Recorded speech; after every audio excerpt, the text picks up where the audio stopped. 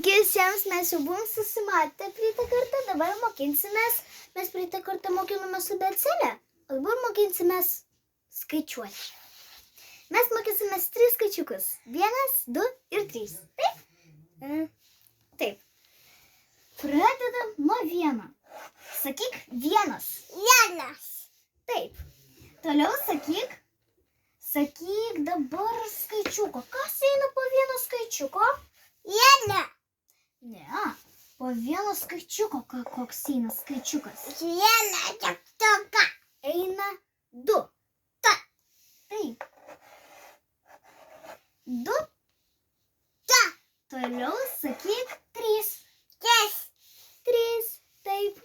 Pabraukiam šitos skaičiukus, nes mes su jiem mokinsimės. Pasikartojam. 1. 3. Sakyk 1. 1. 2. Sakyk 3. 3. Taip. Tai kas galima būti? 1 obuoliukas. Paluokas 1. Taip. Tarpelis. 2 obuoliukai. 2 paluokas. Taip. Tarpelis ir 3 obuoliukai. Paluokas. Sakyk 3 obuoliukai. 3 paluokas. Taip.